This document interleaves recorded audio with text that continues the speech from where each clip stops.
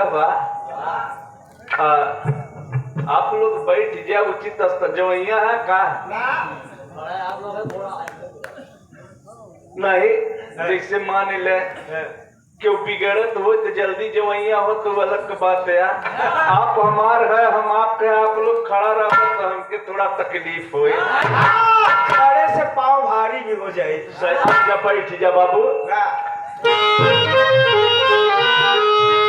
तो राजमाता या गुरु बचाए दास तो भूलत न एक क्षण, सोवत जागत सुमिरी तू ही निरंकार।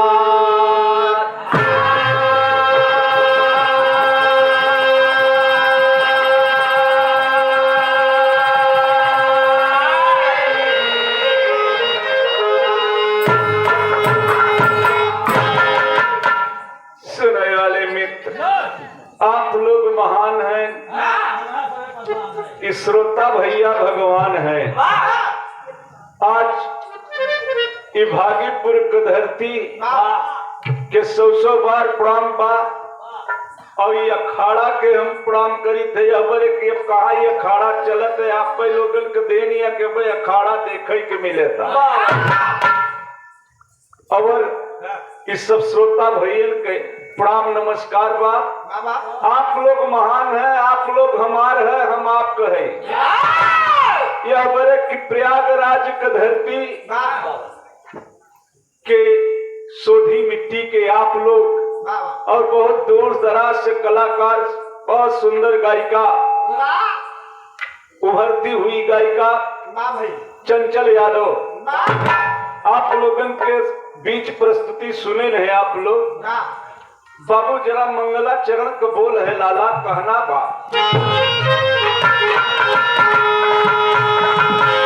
आदि अंत और मध्यम व्यापक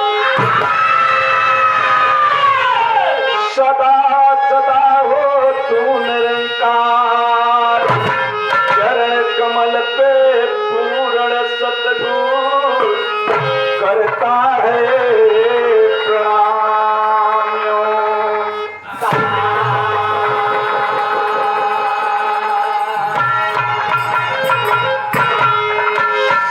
सास पर तेरा सुमिरन नमस्कार है बारंबार, अति कृपा जो प्रभु मिलाए और दिखाए दासम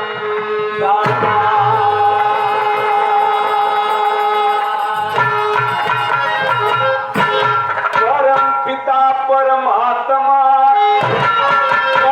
तेरा पास करन करावन हार है सब कुछ तेरे पास।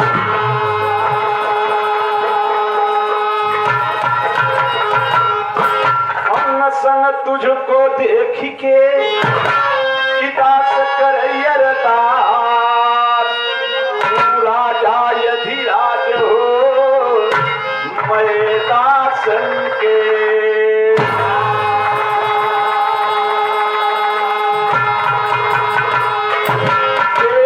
तू ही निरंकार। सुनने वाले बड़का भैया महान हस्ती डॉक्टर साहब आपके बीच में बैठे हुए हैं, सब श्रोता भैया बैठा है और जिला पंचायत सदस्य सब भाई के हमार प्रणाम ले तो बड़ा समय लग जाए। तो कोई शुभ कार्य करे से पहले टेंट उंट लगवावे के पड़ीला। कहे का मतलब इनके टेंट लगवावे के पड़े। सही लड़का कहता कोई शुभ कार्य करे के पहले अपने इष्ट देवता के मनावा जात है। जैसे कोई राम का पुजारी, कोई श्याम का पुजारी, तो कोई आशा राम का पुजारी। अब आसाराम पीछे चला गए, सूरज पाले आ रहे लाला। खैर इनका दोनों जने का पट्टीदारी मामला आया। बड़े भाई हेलो भैया जब विराह खत्म हो जाए जवन बोले कोई बोल ली है अब बोले कोई बोला बीच में खोदबत दिक्कत हुई एहू के आदत खराब है बा बड़े भैया खैर इलाहाबाद के भाषा या चंचल के बुरा न माना हमारे यहाँ इलाहाबाद के बड़ा ठेठ कहते बड़का भैया नवरात्र का महीना चला था ये भगत माई के बुलावा था और पीड़ा वाली माई सतगुरु स्वरूप माता सुदीक्षा के अवतार और ये बड़ी पुरानी गीत या लाला बाबा हरण के जमाने का गीत या और मास्टर साहब लय बनाए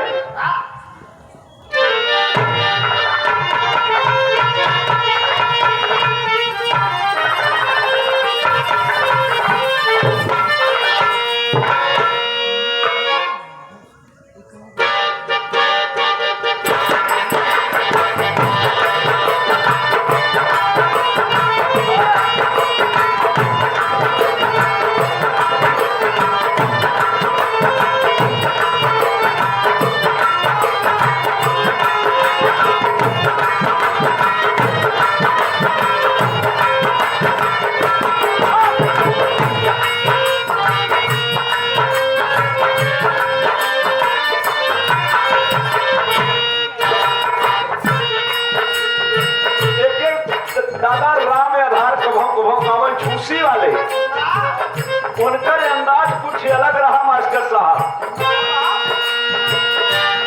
रतिया मोरी भवानी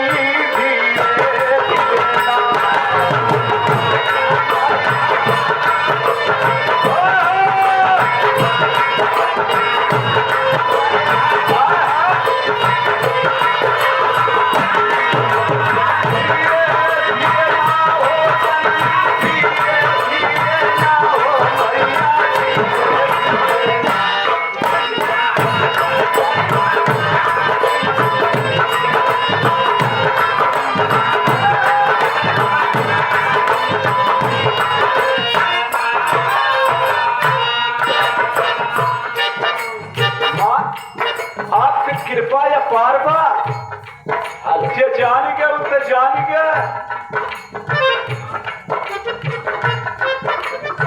सेवा में श्रीमान परम आदरणीय परम पूज सुनने वाले मित्र जरा गौर करना बड़का भैया ये भगत बोलावता कर जोरे खड़ा सवाली पिया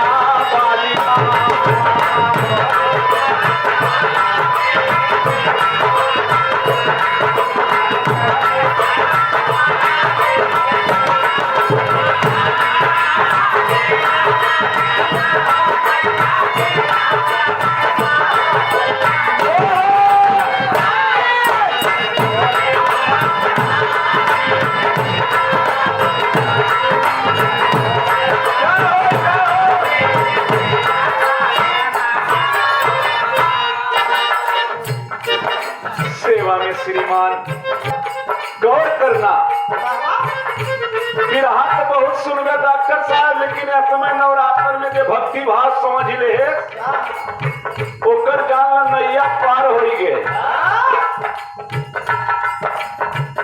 सेवा में श्रीमान डॉक्टर अशोक यादव वरिष्ठ मान लो पढ़े कम रहे ये अगर की पिराहा के चक्कर में बाबा तो है पढ़ ले नहीं मेहरारू शौकीन न पौवे मेहरारू खातिर पढ़े होगा नहीं मेहरारू बड़े तो नहीं काम का तू अपने आशीर्वाद दे देते तो हमके बड़ी मेहरारू मिलती कि बाबा के आशीर्वाद या जो आप लोगों का दर्शन मिला नहीं कहूँ हम ऐसा ही मुंबई में ऑटो तो चलाई तो नहीं कर का करत है कहीं तो बिना मन नहीं खप्पर वाली माँ जगदम्बे तोहर कहारे काजी गणपति गौरी गंगा मैया जगत तारणी माई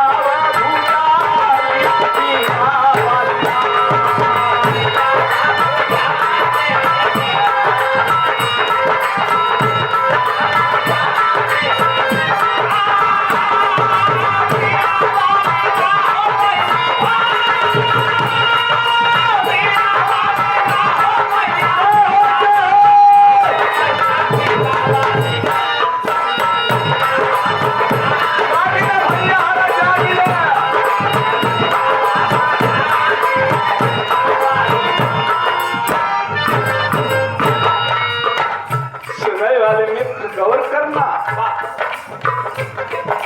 तेरी महिमा ब्रह्मा विष्णु बिगड़ा दिया बनाई, ठकुरानी के भाला जी के दीनिया खनौलाई, जती रहूं महफिल में मैया ये बनैया रच लगाई, ढोल नगारा बजत बात कई बाजत बात कहलाई।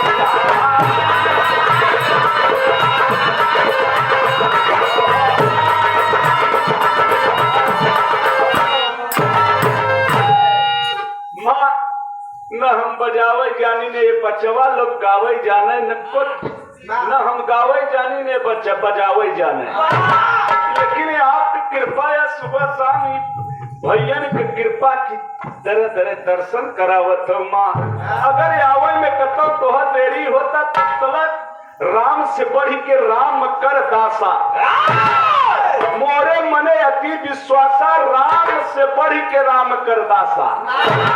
भैया ताने कदा अंजनी लाला, ताने कदा अंजनी लाला।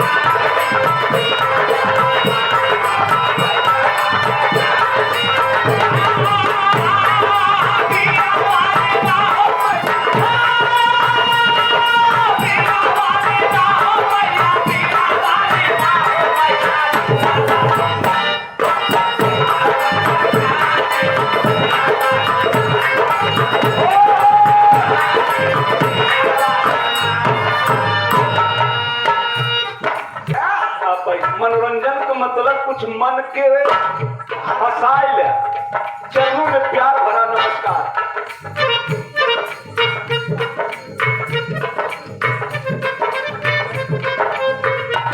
हमारे धर्म के पिताजी क्या बैठा है बाबूजी, धर्म के पिताजी राम नारायण यादव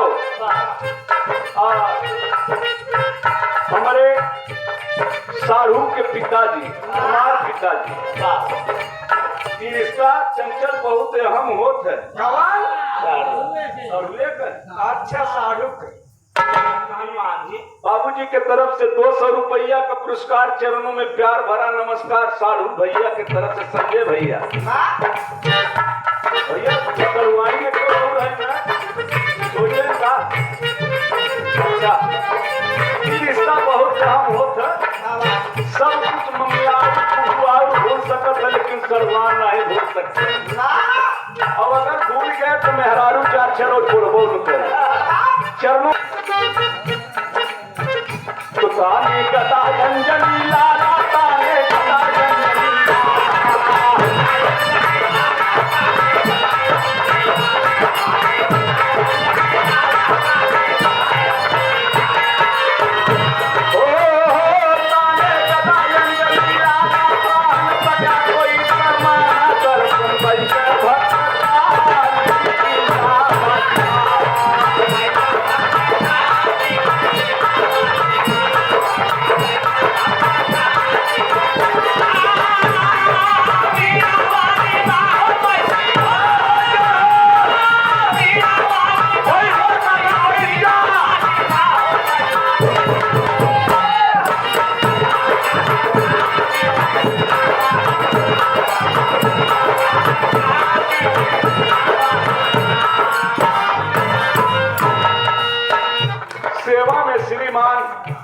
विमल यादव भागीपुर की धरती से वंदना करीब चलता दोस्त। आप लोग महान हैं। 100 रुपया का पुरस्कार मालिक सुखी रखे। सुने वाले में धनुधारी के तू ही गाइया केवल अर्ज लगाई, नहीं पास में पूजा थाली अर्ज नहीं बनाई, परम पिता परमेश्वर है एक बात बताई, वह झंडा गगन के ऊपर सुनिए बात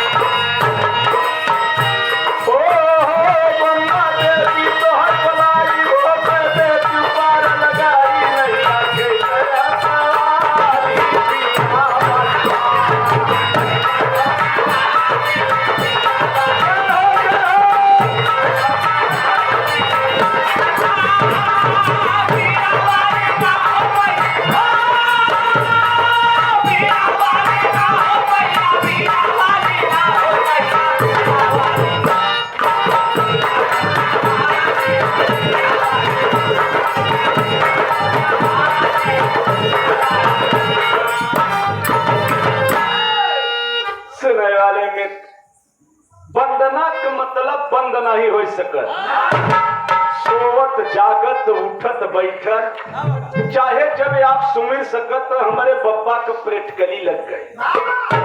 अगर आप लोगों के अंदाज सही मिले देख पाए हमारे बाबा के नाम पर ताली बजाई दे सुनने वाले बड़े भैया। अब नहीं जब हम कहब तब अगर उचित लागे मान लही के तो शेर भर और न लहे तब सवा शेर। बाबा का प्रेटकली लेके मुन्ना बाबा कर दिए उठा के औलाद।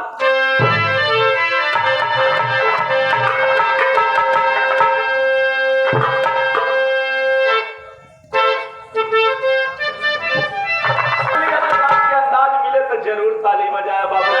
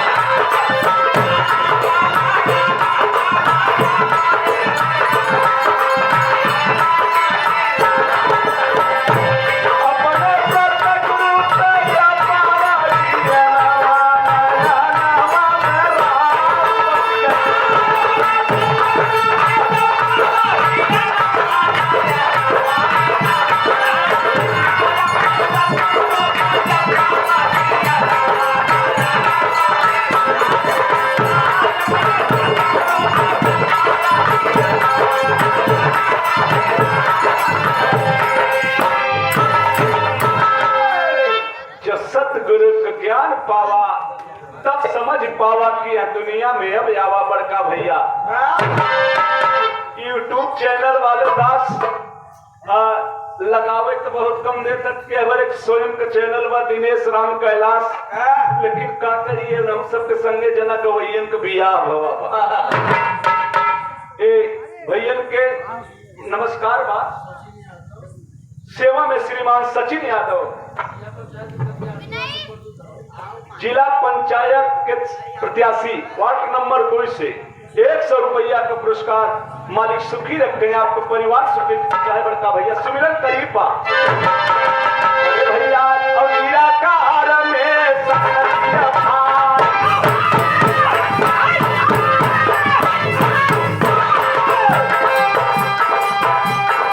भैया भैया नेताजी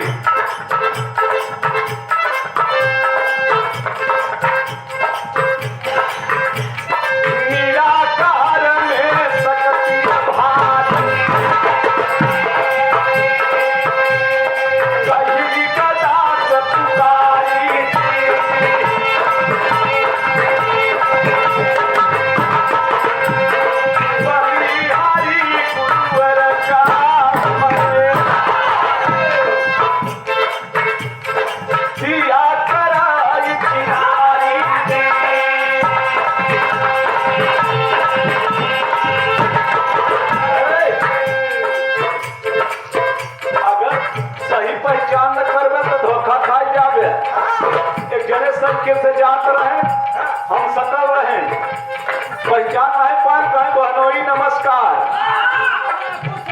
अब 5 मिनट तो कहे गलती हुई है डॉक्टर साहब देखा एक तो सबसे बड़का पदव है और दूसरे गलती माना तन चिन्हारी नहीं के इसलिए चीन के काम करे हम धोखा खा जाए बड़का भैया निराकार में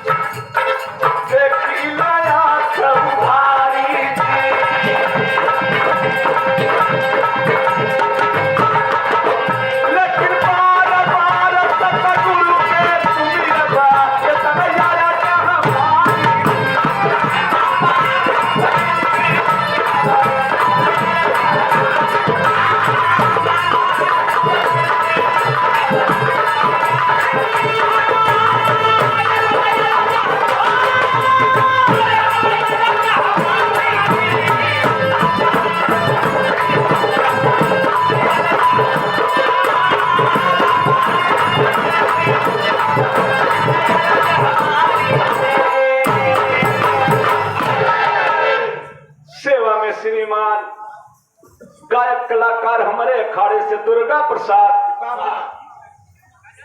बड़े भैया, बहुत सुंदर कलाकार हमारे अखाड़े से गावत 100 रुपया का पुरस्कार। मालिक सुखी रखे, आपका परिवार सुखी रहे बड़का भैया।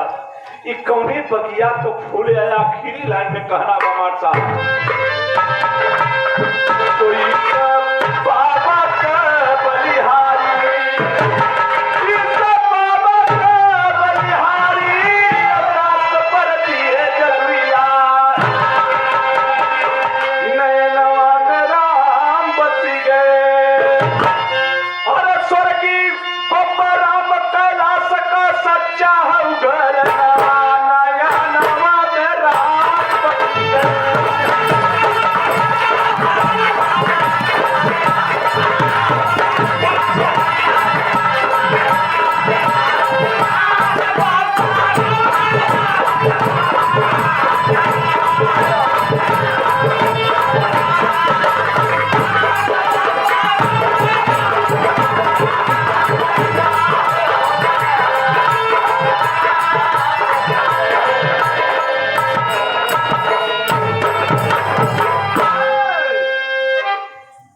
सेवा में श्रीमान परम पूज परम आदरणीय हमारे भूमर मामा साड़ा के धरती से ये 51 रुपया का पैसा है, बहुत कमाते, लेकिन कम दिया का मामा, ये पैसा बहुत कमाबो करत थी। चरणों में प्यार भरा नमस्कार सब भाई। पैसा तो आप लोग बहुत कमाओत है।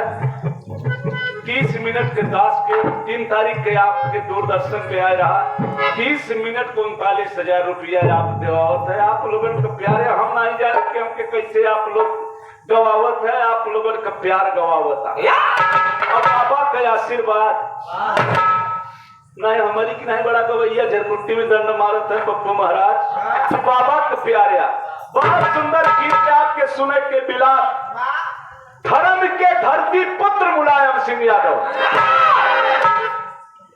धर्म के हमारे यूट्यूब पर एक बिरहा फिर आई है, दिनेश राम कैलाश पर जब नेताजी सुनब तो वहां पर हमने एक नया नाम दिया कि धर्म के धरती पुत्र मुलायम सिंह। 5 नेताओं के गुण, वो बिरहा आप जब सुनेंगे बाबू तो जरूर विश्वास होगा, ऐसा कोई नेता हुआ नहीं। ज्यादा समय न लेके कुछ झटका में बजाए के आवा, प्रसादी बांट के आवा और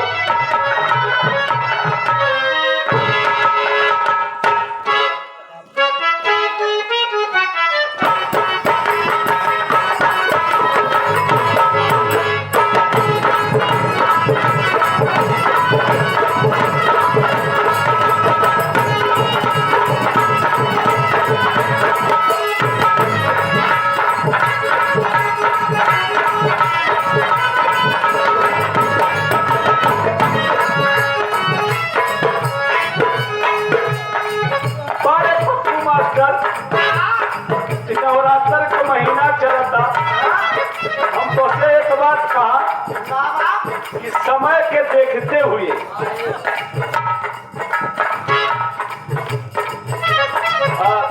समय के देखते हुए काम करा, लेकिन काला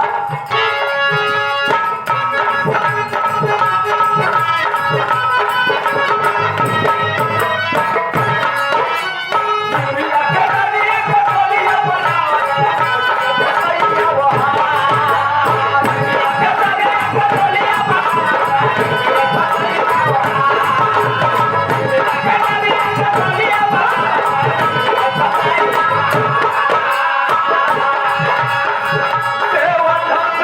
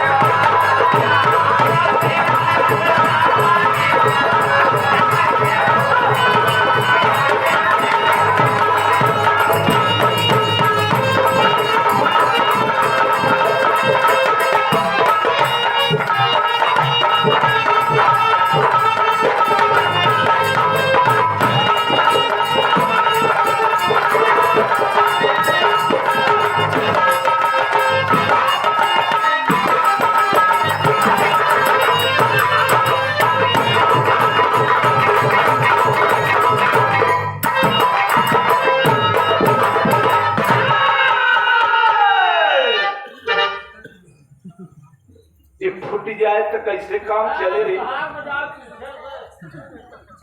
यह समय इहू का बाजार ठीक ही बा, पूरे पार्टी के बड़ा ही तैसी बा। चमड़ा खियाएगा पीछे के बाजार बाजार। बड़े भाई खैर जाएगा, आप लोग बहुत सुंदर माननीय नेताजी के बारे में आज पूरा परिवार रोवता बाबू। चाहे नेताजी के जो जन्म से लेकर आज तक की एक बात कही की और एक बात सोच के ये दास भी रो रहा है। आप लोग नहीं, पूरा हिंदुस्तान रोवता। 5 मिनट का लोकगीत बाबू नेताजी के बारे में उधर से सुने और आपके इधर से भी सुने के मिले। मास्टर साहब आवा।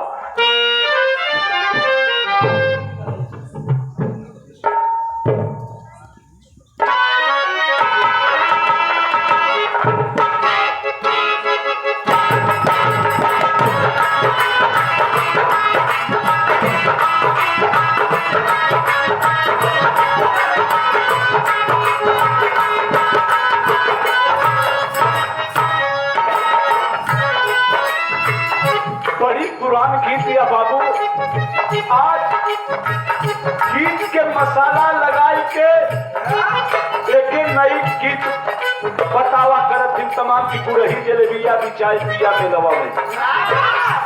नीचे से डॉक्टर साहब इतना अश्लील हो गया कि हमारे माताएं बहनाएं बिरहा को बाबू लोगों ने बेच दिया। गौर करना, ये विरासत पुराना बिरहा जे करे बिरहा समझ में आएगा ओके अपनी संस्कृति न छोड़े। दास के यहाँ एक शादी का विचार बना, हम कहा भैया हमारे पुराने जमाने की नहीं कुछ यह इच्छा बा, चाहे जवन तो अगर दहेज मंगवा दे दे, लेकिन जैसे 6 साढ़े 6 बजे दोबारा लागत है वैसे लगते तो बड़ी कृपा रहा। देखे आप लोगन का बात के उनके है भाई के लड़की के शादी, लेकिन बाबू पुरानी संस्कृति न भूले बड़का भैया। इस गीत का ऐलान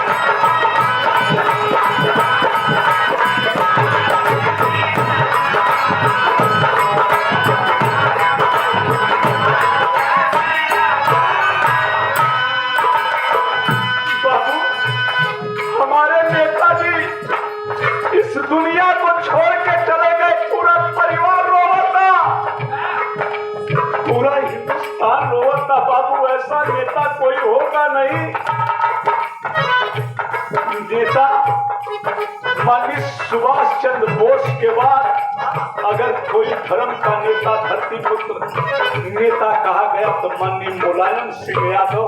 एक गरीब परिवार के गौर करना बड़का भैया उनकर कहा कैसे जन्म बद 5 मिनट बोल बलाल का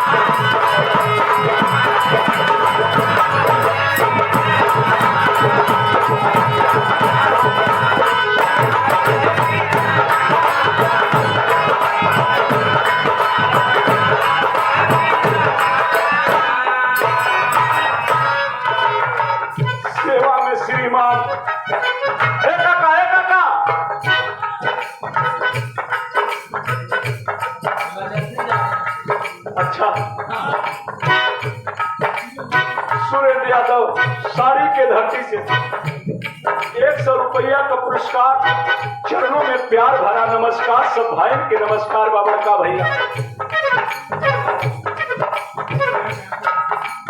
सेवा में श्रीमान साहेब यादव कोठवा के धरती से 100 रुपया का पुरस्कार, चरणों में प्यार भरा नमस्कार। सब भाई के नमस्कार बाबू। चौदह समय एक गरीब परिवार में डॉक्टर साहब पैदा हुए, माननीय मुलायम सिंह यादव सैफई की धरती गुलजार हो गई बाबू। लेकिन बड़का भैया ये पंचो गौर करना हुआ क्या? बापू सुखारा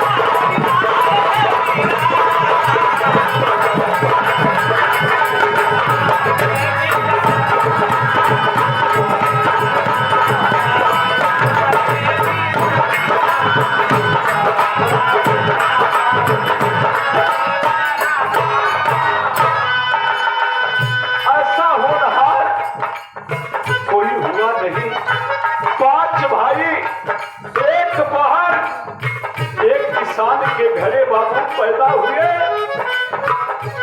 सबसे छोटी बहन कमला और शिवपाल चाचा।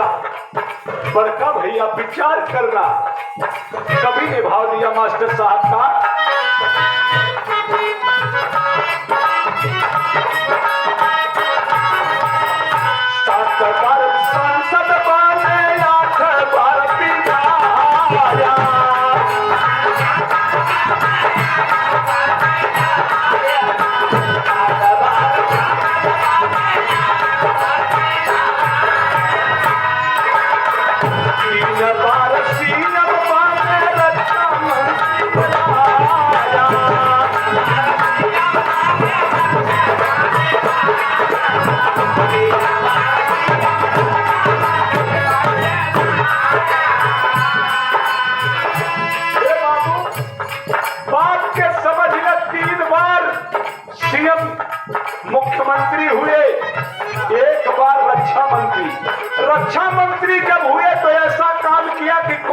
रक्षा मंत्री नहीं करेगा।